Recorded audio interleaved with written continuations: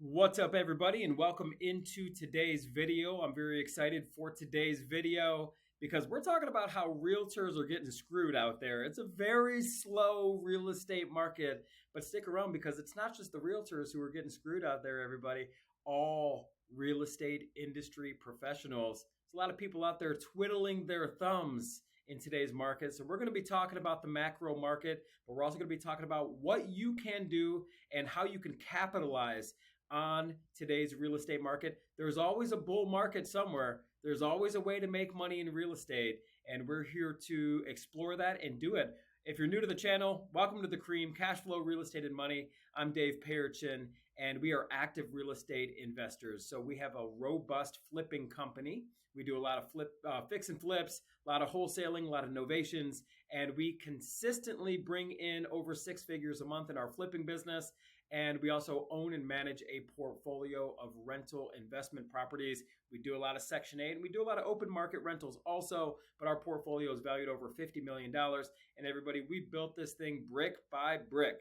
We are experts at raising private money. We're experts at buying discounted properties and fixing properties and renting properties and flipping properties and the whole gamut. So we are very passionate about real estate investing, and we're grateful to be part of your journey as well as a real estate investor, whether you're just starting out or whether you're already in the game and you're looking to scale. All we talk about on this channel is real estate investing, the macro real estate economy, as well as what we can do in our micro market and what we can do in our micro economy to create our own economy and thrive no matter what is happening in the current real estate market. So today we're talking about realtors are getting screwed, everybody, and we're going to explain why. So first off, median home prices are at all-time highs.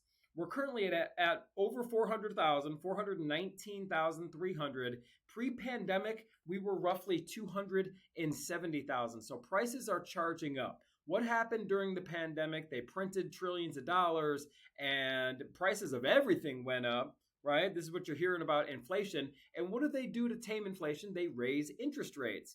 But surprisingly and interestingly, the raising of the interest rates actually had a reverse effect when it comes to single family residential real estate, right? The prices are not coming down for single family residential real estate. And the reason that is because 2/3 of the current mortgages out there, homeowners are locked in to these mortgages sub 4%. So over 60, almost 70% of all mortgages out there are people with a fixed rate mortgage of 4% or lower. So everybody's kind of trapped in, they're locked in here. If you look at the current mortgage rate is this red line all the way just above 7. And basically the loans outstanding, the loans on the street are all average, hovering just over 4%. So what this means, everybody, is people are staying put. This is what's going on in the real estate market right now. The vast majority of people have a low interest rate and they're just chilling in their house. They don't want to move. Why would they want to move? Even though the prices are at all-time highs, even though the majority of homeowners have equity in their home right now, they don't want to move because that would mean they have to pay off the current 4% mortgage and then they got to go buy something else and they're probably going to be around 7%. And the new house that they would buy, they're paying an all-time high price. Prices are at all-time highs and rates are higher than their current existing rate. So if they were to sell their existing home, yes, they could capitalize on the equity that they have in their home, but what the trade-off would be is now you got to go buy a more expensive home and you got to have a higher interest rate. So that means your bills are going up, right? Your monthly payments go up, your monthly output goes up, and that's why people are staying put. That's why the majority of loans out there, they're hanging out around that 4%. People don't want the 7% mortgages. So they're like, you know what? I would rather stay in my existing home than go and sell, harvest this equity, and go increase my monthly expenses. So a frozen housing market is what we're dealing with. And a frozen housing market means frozen work and spending. So it's not just realtors that we're talking about here in this video. Think about construction. When do people want to invest in their home? When do people want to put the majority of work into their home? It's typically right when they move into a home, or typically right before they get ready to sell a home. So with a frozen real estate market, that means a lot of spending is also frozen. People are not buying supplies and buying materials, hiring the trades to fix up their house. Everything is just really sleepy right now. So construction workers are feeling the effects of this frozen real estate market. Also think about all of the real estate industry professionals, attorneys who handle real estate closings, title companies, appraisers, people who perform surveys, people who perform inspections, people who do loans, loan origination, mortgage brokers, loan officers. See, the housing market attributes to typically 3 to 5% of all U.S. output for jobs. It's a major part of our economy, right? So when the real estate market is frozen, that means all of these jobs are frozen, and especially realtors, everybody. Realtors make their living representing home sellers and home buyers. If home sellers are perfectly content staying in their existing home and they don't want to put a sign in the yard, they don't want to sell because they don't want to buy, it affects everything, right? There are buyers out there. There are people willing to, take on and bite the bullet and pay the higher interest rate of 7%, or, I think we're just below 7% right now on the 4th of July of where we're at right now.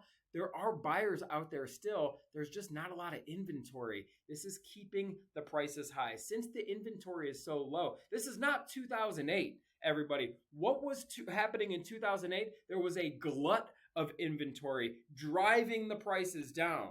When everybody was foreclosing because the underwriting guidelines were so much more loose back then, they were just giving loans to anybody. That was driving this bubble, driving the prices up back in 2005, 6, 7, and then it all started to crumble in 2008, and all of this inventory started to hit the market, driving the prices all the way down. This is not that, everybody. This is the opposite. There is way more demand than there is supply. Back in 2008, there was way more supply with everybody foreclosing on their homes. More than half of these people shouldn't have had mortgages to begin with. So they all started putting their house on the market. There was so much more supply than demand. We are having an opposite effect right now. There is far more demand than there is supply. The reason there's no supply is because people do not want to sell. They do not want to forfeit their low interest rate and have to, go get a new loan at a higher interest rate. Everybody's standing still. And this is keeping real estate industry professionals at pretty much a standstill. Things are actually very, very slow out there, but the prices are remaining high. There's still money to be made. So many realtors, everybody, they're looking for extra work. I know this for a fact because they're contacting us in our real estate business. Whenever we're always running ads on Indeed and other, job posting type of platforms, and a lot of people who apply to work for us, whether it be working the phones, whether it be doing some type of administrative tasks or something like that, people say, hey, I'm a real estate professional. I do appraisals on the side. I have a real estate license and things like that. So many realtors and real estate industry professionals are definitely looking for extra work, and it's because the real estate market is so slow, and low inventory and a frozen market has realtors and brokers definitely on the sidelines and doing less volume. And most realtors don't do enough volume to support a full-time career at the moment. So a lot of people are looking for extra side gigs and whatnot. So what do we do? What do we do as real estate investors? That's what this channel is all about, and that's what we do full-time. So what are we going to do? Everybody, you make your money when you buy, you get paid when you sell. We need to be pounding the pavement every single day. Yes, in the retail space, there's not a lot of inventory. Duh.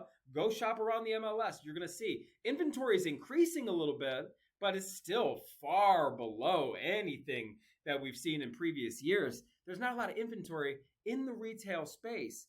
We need to have a wholesale type of mentality. We need to go off market and we need to go direct to seller, and we need to do marketing campaigns. And we talk ad nauseum about marketing campaigns and finding off-market sellers, talking and negotiating with off-market sellers. That's what we do on this channel. That's what we're all about. So what we need to do right now is continue to raise private money.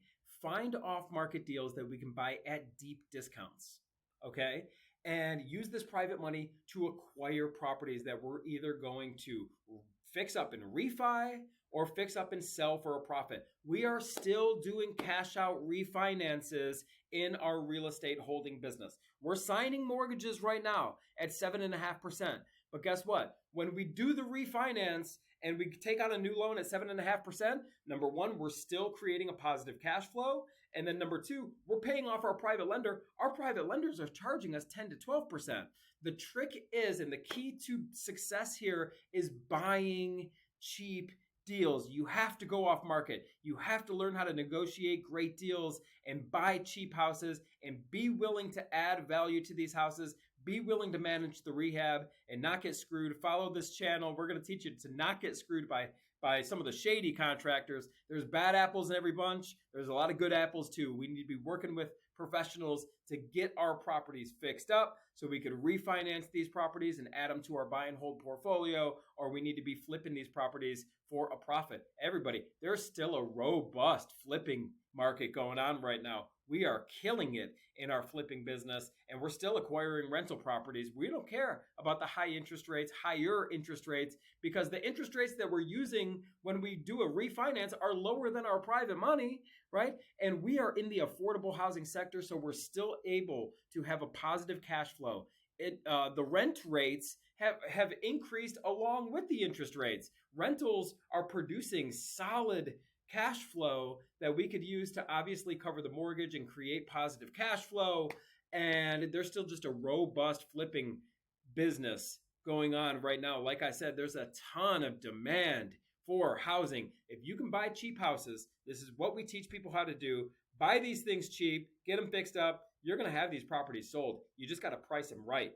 So home prices and home values are at all-time highs. Real estate professionals and industry professionals are at all-time slows, is what I should say.